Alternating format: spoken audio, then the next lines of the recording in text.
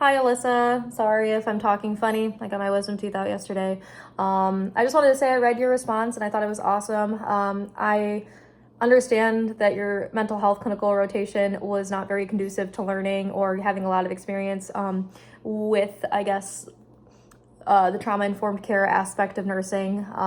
My mental health clinical wasn't great, but I managed to find a job on a floor that is neurological specialty, and just because it's a neuro floor doesn't mean that we don't see a lot of psych or psychiatric diagnoses, because essentially what happens if someone comes in with like altered mental status, we have to rule out everything medical that could be going on with this person in order for us to assume like a psychiatric illness.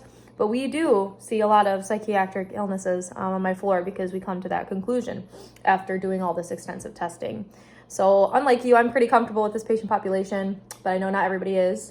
And I was looking at your, I was looking at how you were talking about at Ascension St. John, that's a lot to say, that you guys use screening tools for like CWA, for alcohol withdrawal. I do that too. My facility at Munson Medical Center in Traverse City has that. And then also, you mentioned suicide, and that's actually where I tailored my research, was suicide, because I feel like there's a correlation between people who experience trauma and then incidences of suicide or risk of suicide. So I kind of went down that road, and I did find this article. It's called Suicide Risk Assessment and Prevention Challenges and Opportunities. It mostly like talks about how there are challenges and opportunities within the healthcare field that to assess and obviously prevent suicide. But they did find that in order for us to prevent suicide as healthcare providers, we need to be doing these screening tools. Like it focused on the Columbia, I just don't want to get it wrong. It's the Columbia Suicide Severity Rating Scale screen and also the ASQ suicide screening. Those are two major tools that we use in hospital settings.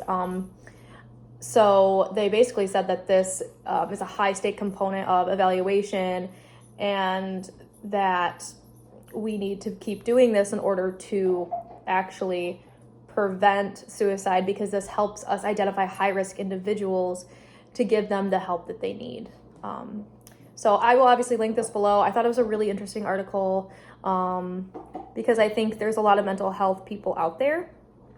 And I think this gives a good insight into what we can do and like the challenges that we have in in healthcare and the community about suicide prevention.